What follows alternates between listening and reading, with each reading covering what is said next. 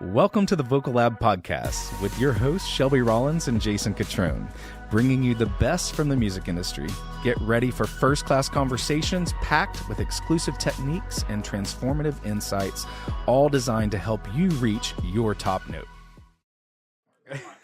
Are you recording? Oh, of course. Nice. Oh my gosh, no, you can't put that on there. Of course. Listen, people like the spice. I guess that's true. The hot takes. It's like we can't act like we don't have strong opinions or That's true. conspiracy theories. That's true. Where's my tinfoil hat? Huh? Tinfoil hat. Conspiracy theory? I thought you meant to. You ever heard that reference? No, Like, I thought you meant get like you to not have radiation around your head. No. Theoretically, that would attract more, I think, right? Oh, yeah. No, the tinfoil hat concept is basically where if you said something that sounded like a conspiracy theory, I'm going to be like, oh, Jason, go get your tinfoil hat. Like you're tuning into some weird frequency that's not, I guess that's probably where the... Did you ever make a tinfoil hat? No, it's more just like a saying. Oh. But The kids tinfoil- do that, or they did, didn't they? I feel like back in the olden days. Maybe they were trying to get electrocuted. Mm. It seems like a great way to like get lightning struck Struck by on you. lightning? Yeah. One of my friends' cousins got struck by lightning one time. They Oh, were wow. little. Have I ever told you this story? I don't know. They were little. They were out in the field or out down the hill from where his grandma lived. And him and all of his cousins were outside. I used to love to hear him tell this story. I would laugh and laugh. And so grandma comes down the porch. She's like, kids, get in the house. Storm's coming. And they go your grandma. running up the hill. I know. Sounds like grandma needs voice lessons. They go running up the hill, and his cousin gets struck to the ground by a lightning bolt. Holy crap. Like, bam! Everybody screams, obviously, takes off running. I mean, obviously, you just see your cousin get hit by a lightning bolt. Cousin jumps up, takes off running again. Bam! Another lightning bolt hits him. Apparently, it's really common to get struck more than once if you get struck once. I wonder if it's like now you've got that frequency you or got, the you got electric. the electric field, current. magnetic field current running through you, and it'll attract another one. Oh my gosh. How he lived. Was he okay afterwards? Yeah. Did he have any kind he of had issues? a stutter and a tick forever. No, I'm kidding. He was totally fine. That's Apparently. insane. I know. How do you have no... I would be afraid to repercussions go out off in a that? storm. I was always afraid of getting struck by lightning as a kid. Was he wearing like metal shoes? Like what? I don't know. Yeah, metal shoes. Oh Yeah. my gosh. That's bananas. Well, that's a great story. What else you got this morning? We should probably get to a topic at hand. Which is? Which is what today, Shelby? Is this My voice is not in awake. like debate terms? It's like defend or support. I don't know what the right words are.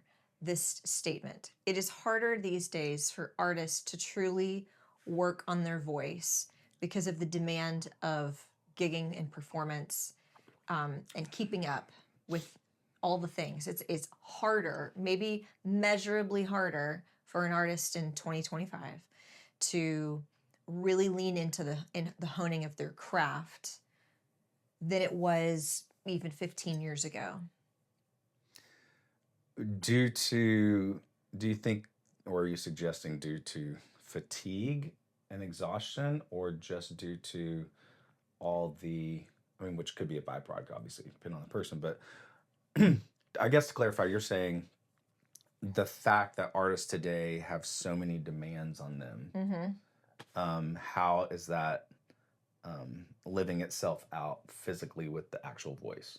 Is that what you're saying? Yeah, because you and I, we're working with these artists who are performing like madmen, right? For sure. At all levels. You're just starting out and highly successful. Exactly. So whether it's the rigorous tour schedule that I've always for years been like, it's too much. Labels. It's too much. It's not sustainable. What was it like in let's say the 80s and the 90s with artists like Whitney or a Madonna? Yeah. Were their schedules this demanding with press and with touring then? Or was it a little more? I feel like it was a little more on the tour chill, dates, right? So I think it'd be maybe a worthwhile question for ChatGPT to see was the actual tour schedule as rigorous. But I would say for A-list artists, the biggest names in the industry who tour the most, But I think in terms of press and then just social media, the interviews, because they still did radio tours back then. But like, Yeah, um, that's kind of not a thing the as other, much.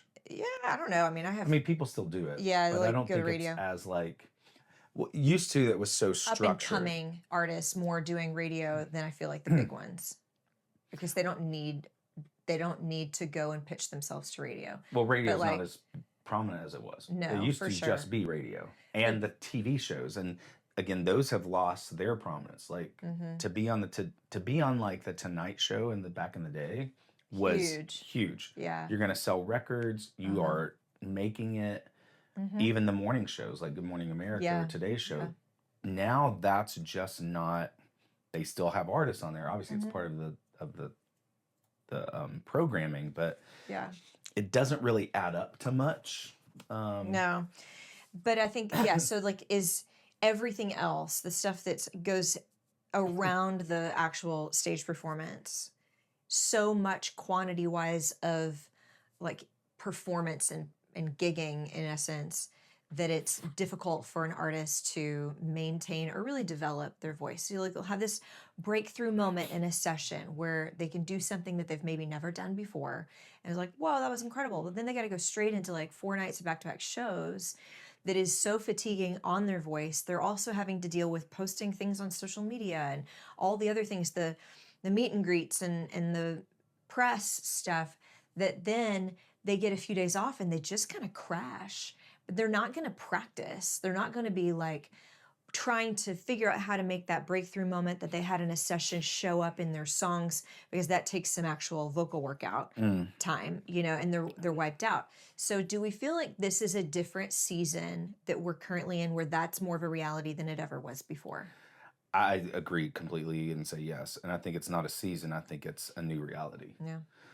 I think because, and I say that on the premise of not only is it true for seasoned artists, it's true for the up and coming artist, meaning an artist who actually has maybe a deal or two, a record deal or a pub deal, or they're just got a social media following and they're building their own thing. Yeah.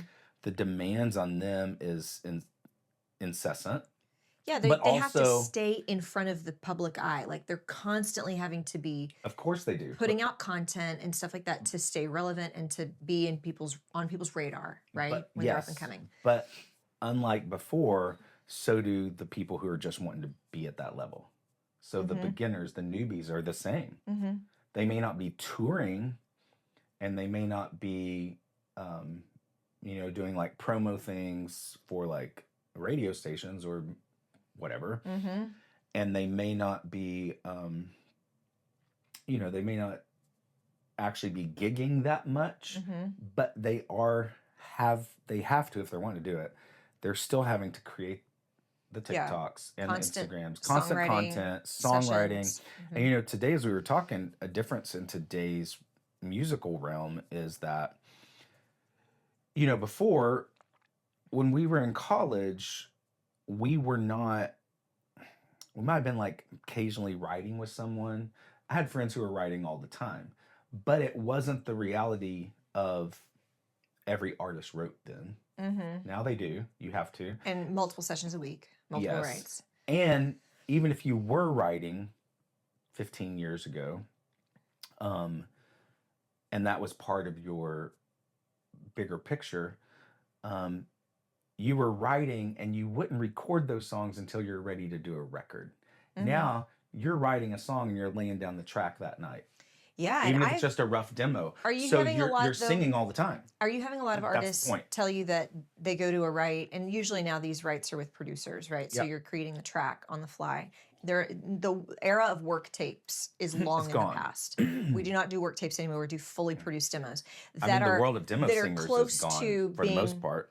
Yeah, really. But still like in the choral world and things like that, you'll have it. But like, but used to in the day, you had just demo singers that got record deals. Yeah, I did some of that. Yeah, I did demo sessions. But you're having these people lay down their vocal for the demo recording, and then they end up using that demo vocal on the final recording when they go in and record it because it's better. I And would there's argue. less pressure on the demo, so they Yeah. perform better. And then they go in there to cut the final. I constantly am talking to artists that are like, "Yeah, I went to cut my final and I hated it, so I just took the demo one because I like that one." I was like, "It's because there's no pressure on the demo." It's partly that, Shelby, but it's also the fact that we live in an overly produced world now. Yeah. So it's not, the vocal is not as, I'm not going to say it's not as important because the vocal is always going to be the main thing. But where commercial music is today and what is actually required of that vocal, actually the singing vocal, is not as much pressure as it was, again, 15 years ago. Yeah. And Oh, so records today are heavily produced by and large. You don't have to have as talented of a singer anymore as you No, used and to. singers know that. Yeah, they So totally you do. see there's this like cycle of vicious fatigue and on one hand overworking it. On the other hand, you've always got in your head, a lot of artists, because we have these conversations with them, I don't have to be that good.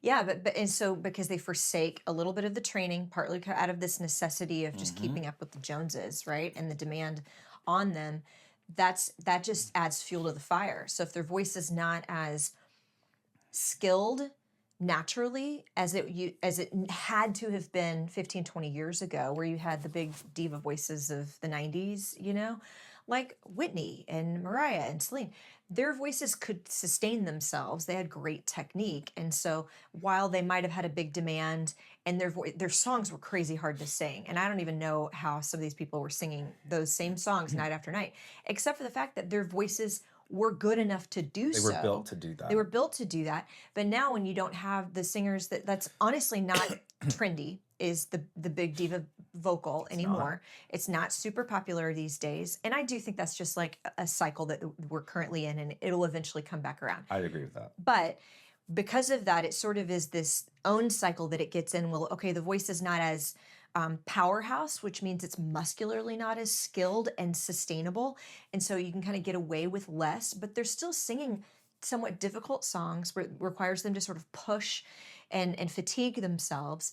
And if they're not as skilled, but yet they're having this higher demand of quantity of content that they're having to put out, then it's this faster deterioration. And so the longevity of an artist is severely shortened than what it used to be. So you get more flash in the pan singers. They're Agreed. popular for a couple years. Yeah. Have a couple decent like records and they make some money and then they're kind of gone. Yeah, no, totally. You're exactly right. That's one of the reasons I encourage everyone I work with, especially the ones obviously who have the natural vocal ability to have a really wide range and all the bells and whistles and tricks that your voice can have. Yeah. Even if they sing one octave and very, very straightforward commercial. Totally. Yeah. I encourage them to develop the full capacity of what you have because Absolutely. you don't know what you're going to want to do down the road Yeah. or Yeah. where current popular music's going to be. And every you're gonna big be artist ready. evolves. Yes. I mean, you're look going at to be any of the prepared. big artists that have come through in the last 60 years. They all evolve, and every record's a little Yeah. bit different, vocally, stylistically, When emotionally. And I so, think- if your voice can't evolve with your inner person, like, Well, that totally. sucks. And I think a great point for that too is just the reality, like Broadway is such a part of popular music now. Not that everyone listens to Broadway, Yeah. but almost you'd probably be hard pressed to find a current artist that's making their living off music that would not want to do Broadway at some point, Yeah. even for just a 6-month stint. And so if you're vocally not ready for that, Oh, yeah. um, And those Broadway artists talk about the demand.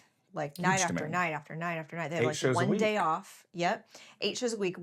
Is Monday, Mondays right? are dark. Dark typically. days on Broadway. And so you get one day off. Mhm. If your voice is not in pristine, masterful shape, you cannot be on, you just can't do it. You can't do it. It's impossible because Broadway music is difficult to sing. It is. It's high demand. It's very like you have to master your mix in order to sing on Broadway. You can't just scream and shout and like last more than 2 nights. Yeah, no, and totally. You're toast. Yeah. So those singers are way more sustainable. And like I think a lot of people are, well, I don't want to sing like a musical theater. Yeah, but you need to learn that skill set because those people are enduring. I think you just hit a really good point. It's probably fair to say that most artists, most singers, make these conscious or subconscious decisions based on what something sounds like. Yeah. And not, I want to be able to do everything with my voice. Figuring out how to use the full capacity of your voice still requires you to develop your own personal sound. Yes, that's a great point. It does not limit in any way or inhibit your ability to figure out your sound. It actually enhances it completely. I'm preaching. Yeah. That's crazy. Woo! Right? That's Get good. The fan. That's Get good. a sheet. No, it's Get totally a sheep? sheet. What's that do? Like when someone's preaching and somebody gets slain in the spirit, they you pull a went- sheet You over went to them. those charismatic churches, didn't you? I mean, I actually grew up in a Presbyterian church, like Oh, polar really? opposite. Yes. I always wanted to be Presbyterian. Polar opposite. I really wanted You to be always wanted to be. I really wanted to be Presbyterian. Episcopalian because it's cool Really? to say. It's cool to say. Is it because it's a cool sounding word? Episcopalian, that's cool. Okay. Also, I knew the presbys and the episcopes could have a little drink. They could drink alcohol. Southern Baptists couldn't. That's true. That was rough growing No, up. I visited my fair share of charismatic Pentecostal churches, but I grew up in a Presbyterian church. Anyway. I could say I'm half Catholic, not half, quarter Catholic. Really? Yeah, just because my first vocal coach was a nun, and I was always around the Catholic Church. I don't think I knew that. I went a few summers to like Catholic Bible Was it school. Whoopi Goldberg? Did she push on your belly and tell you It that was was an Whoopi A Goldberg. with attitude? Yeah, we're gonna have her on the podcast. Whoopi. That's Whoa, hilarious. It'd be crazy. Anyway, Random. why did you get your computer out? Oh, because I'm looking for a text to come through for our podcast It's guest. nothing to do with Yeah, our nothing. current podcast, but it's like you pulled out a prop in the middle, and we're filming this, Jason. This goes Oh, on yeah, I YouTube. know. Well, People are because going to see your laptop and this thought, guest is coming to film right after this, and I was waiting Yeah. to see if they were here. yeah. But Well, anyway, no text. no. So your point of your preaching is in order to develop the full capacity of your voice. Uh-huh. This requires you to get very tap into your truest sound, your most Yes. authentic sound. And just because you might learn the skill of a clean, clear, released mix, which some people might call a belt or a mix belt, whatever, a mix does not mean that you will then be relegated to sounding like musical theater. At all. Mix, I think everybody needs to learn. I do not care what genre and I sound you don't sing in. either. You could be all the way on this end of the spectrum of Billie Eilish, who's very breathy, and then musical theater or something, or even full-blown Cynthia. classical. Cynthia Erivo is a great example of singing a mix. But anything And someone who in can between, do anything with her voice. Yes, and she does, and Wicked, so good.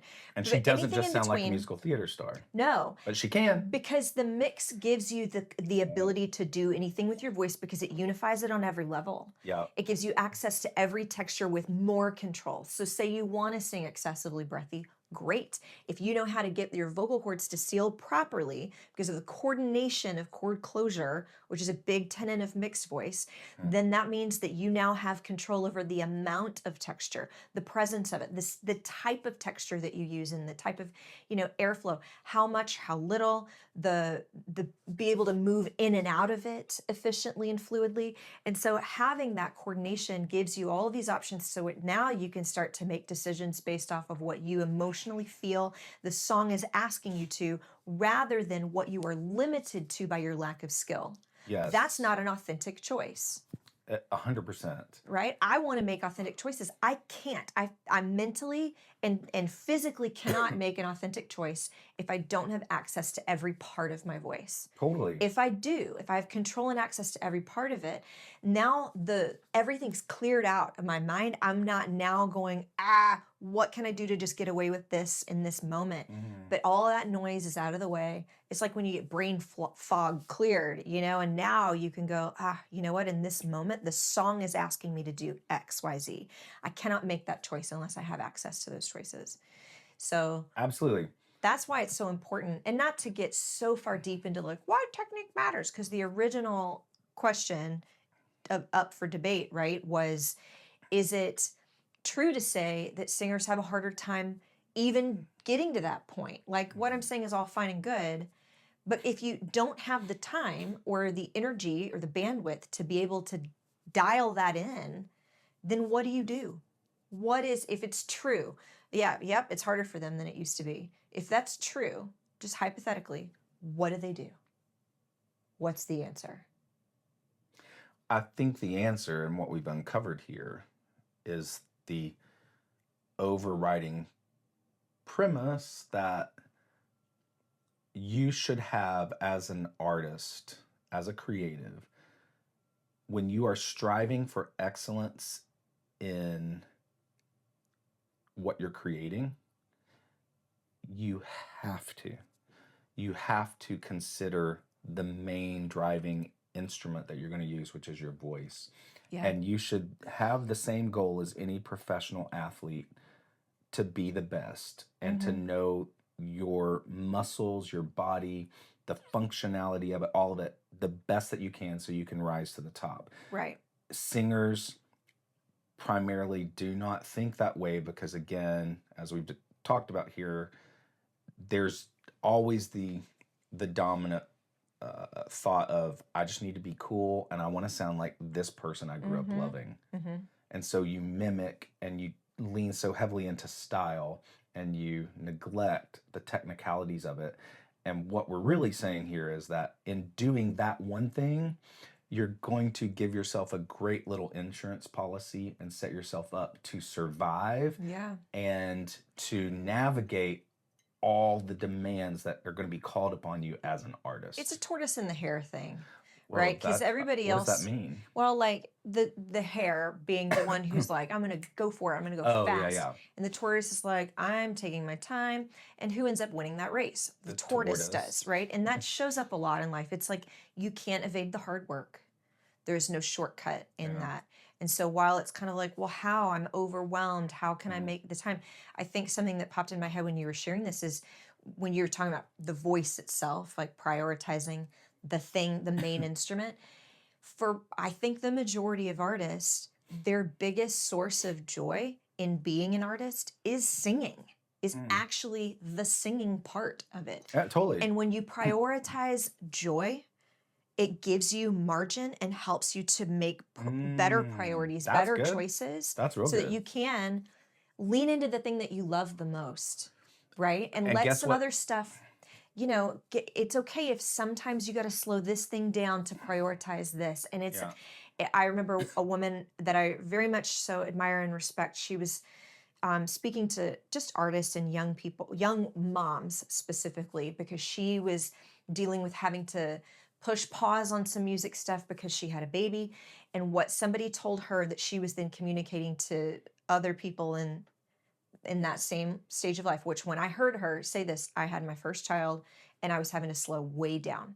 And she said, you can have it all, but you can't have it all at once. And it set me free. That is so good. It was hard, but also now you're preaching. I was like, oh, this is so good. I needed to hear this. Yeah, let me put a sheet on you. It is, I'm verklempt. See, now I got it. So I think I'll that's give you that. important for. No, like on your forehead. Stand up and I'll Oh, you're heal gonna knock you. me down. Yeah. One of those crazy preachers. Little Benny Hinn. Yeah. Anyway, I thought that was phenomenal. No, that's really, and really helpful to great. remember. That's great advice. And also to pin or highlight one thing you said, talking about joy, since we're preaching, it's biblical. Joy is a choice. It is. Yeah. It can be hard to find, but it is a choice. And as an artist out there, you have the ability to choose whether you work on your craft or not, specifically your voice, and whether you kind of set yourself up for success with all these things we're talking about, because it's going to be demanding, it's going to be hard, and it's going to be crazy.